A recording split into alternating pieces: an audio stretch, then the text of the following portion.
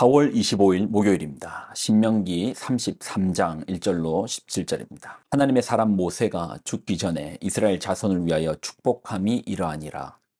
그가 일렀을 때 여호와께서 시내산에서 오시고 세일산에서 일어나시고 바란산에서 비추시고 1만 성도 가운데에 강림하셨고 그의 오른손에는 그들을 위해 번쩍이는 불이 있도다. 여호와께서 백성을 사랑하시나니 모든 성도가 그의 수중에 있으며 주의 발 아래에 앉아서 주의 말씀을 받는도다. 모세가 우리에게 율법을 명령하였으니 곧 야곱의 총회의 기업이로다. 여수룬의 왕이 있었으니 곧 백성의 수령이 모이고 이스라엘 모든 지파가 함께한 때로다. 루벤은 죽지 아니하고 살기를 원하며 그 사람 수가 적지 아니하기를 원하나이다. 유다에 대한 축복은 이러하니라. 일렀을 때 여호와여 유다의 음성을 들으시고 그의 백성에게로 인도하시오며 그의 손으로 자기를 위하여 싸우게 하시고 주께서 도우사 그가 그 대적을 치게 하시기를 원하나이다. 레위에 대하여는 일렀을 때 주의 둠밈과 우밈이 우림이 주의 경건한 자에게 있도다. 주께서 그를 마사에서 시험하시고 무리바 물가에서 그와 다투셨도다. 그는 그의 부모에게 대하여 이르기를 내가 그들을 보지 못하였다 하며 그의 형제들을 인정하지 아니하며 그의 자녀를 알지 아니한 것은 주의 말씀을 준행하고 주의 언약을 지킴으로 말미암음이로다. 주의 법도를 야곱에게 주의 율법을 이스라엘에게 가르치며 주의 앞에 분향하고 온전한 번제를 주의 제단 위에 드리리로다. 여호와여 그의 재산을 풍족하게 하시고 그의 손의 일을 받으소서. 그를 대적하여 일어나는 자와 미워하는 자의 허리를 꺾으사 다시 일어나지 못하게 하옵소서. 베냐민에 대하여는 일렀을 때 여호와의 사랑을 입은 자는 그 곁에 안전히 살리로다.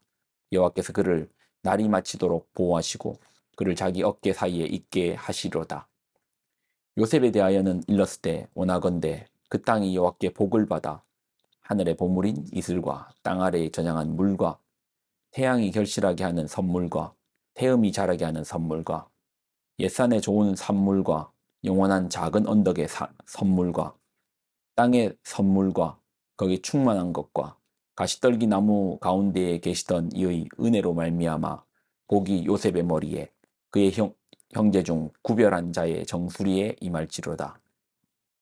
그는 첫 송아지 같이 위엄이 있으니 그 뿔이 들소의 뿔 같도다. 이것은 민족들을 받아 땅끝까지 이르르니 곧 에브라임의 자손은 만만이요 므낫세의 자손은 천천이로다. 아멘. 기도하겠습니다. 하나님, 오늘도 주의 말씀 앞에서 살게 하여 주옵소서.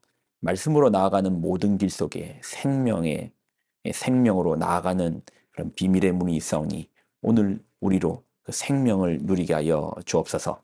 영광을 드립니다. 예수님의 이름으로 기도드립나이다. 아멘.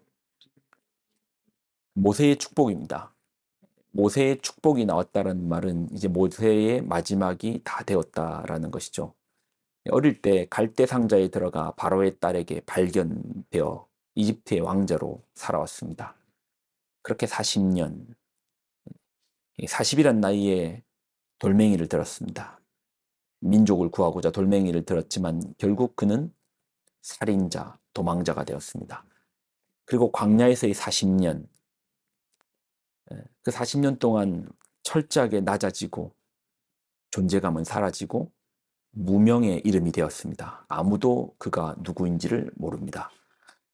그의 나이 80에 하나님께서 그를 타지 않는 떨기나무에서 만나주십니다. 못하겠다는 모세에게 하나님은 민족을 구하라고 하십니다. 자기 손을 들어 싸울 때는 막으시더니 못하겠다고 발뺌할 때는 하나님은 모세를 쓰시겠다고 하십니다.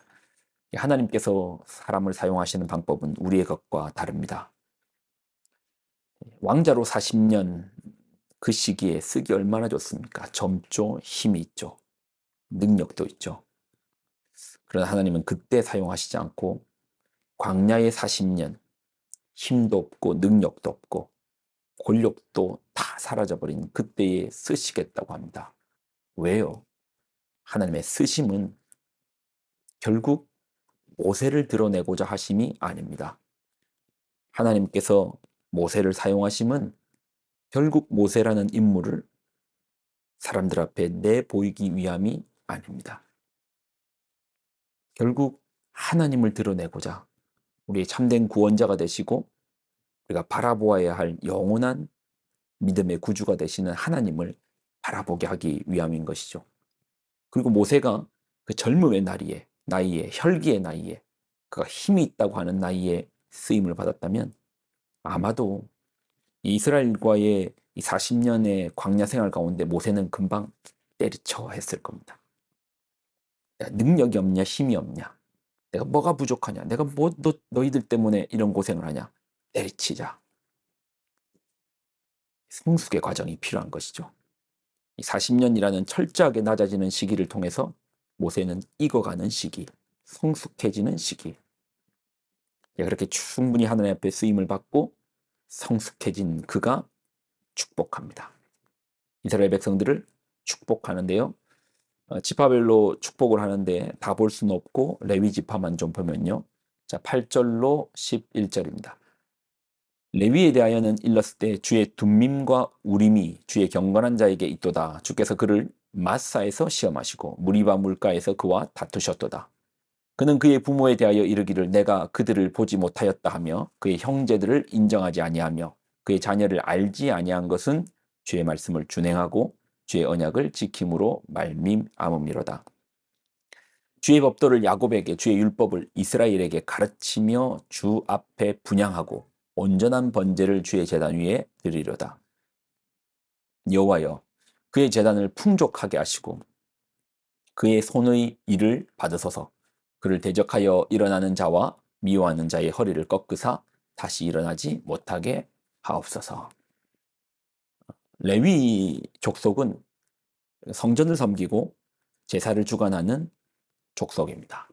하나님을 섬기는 지파예요. 12지파 중에서도 하나님을 섬기는 지파를 하나님께서 선별하셨습니다. 그것이 레위입니다. 처음부터 레위였는가? 아닙니다. 그전에는 누구든 섬기는 자리로 나올 수 있었습니다. 그러나 하나의 사건으로 말미암아 하나님께서는 레위를 선택하십니다. 출애굽기 32장을 보면 모세가 십계명을 받은 이후에 시내산에 있을 때 백성들은 모세가 나타나지 않으니 금송아지를 만들어 숭배합니다. 우상 숭배죠.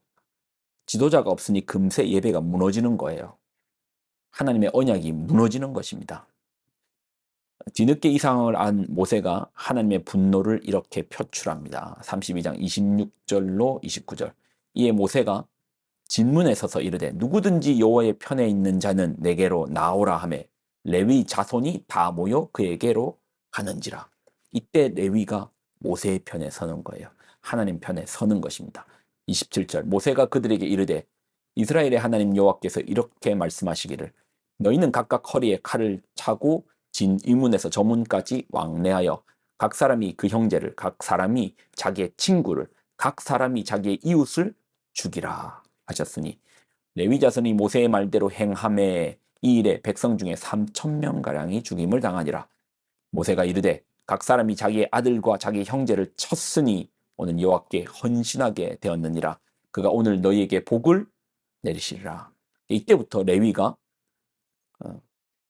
제사를 섬기는 그런 섬기는 지파가 됩니다.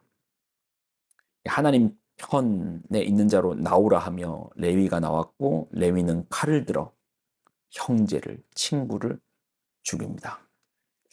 어떻게 보면 잔인하죠. 형제와 친구와 가족을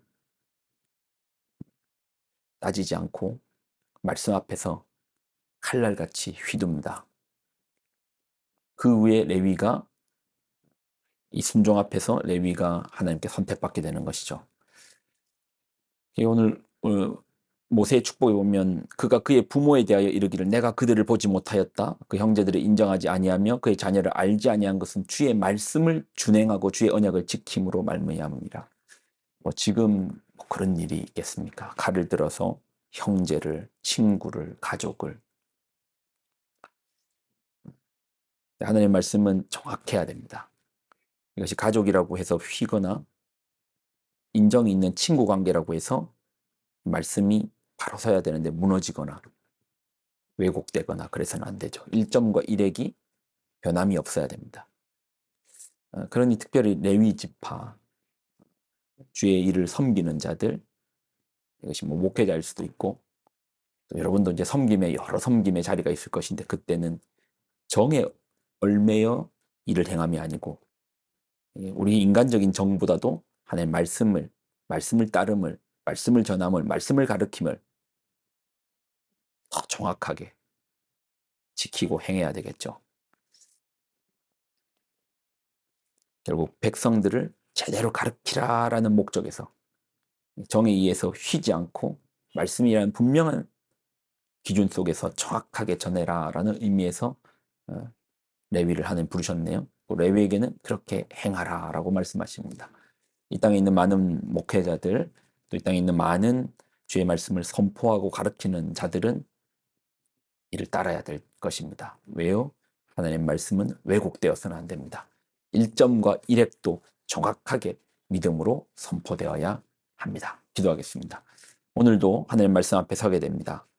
우리로 주의 말씀 앞에 준행하는 자, 지키는 자, 확신 가운데 분명하게 전하고 믿고 전하고 또 실행하는 우리가 되게 하여 주옵소서.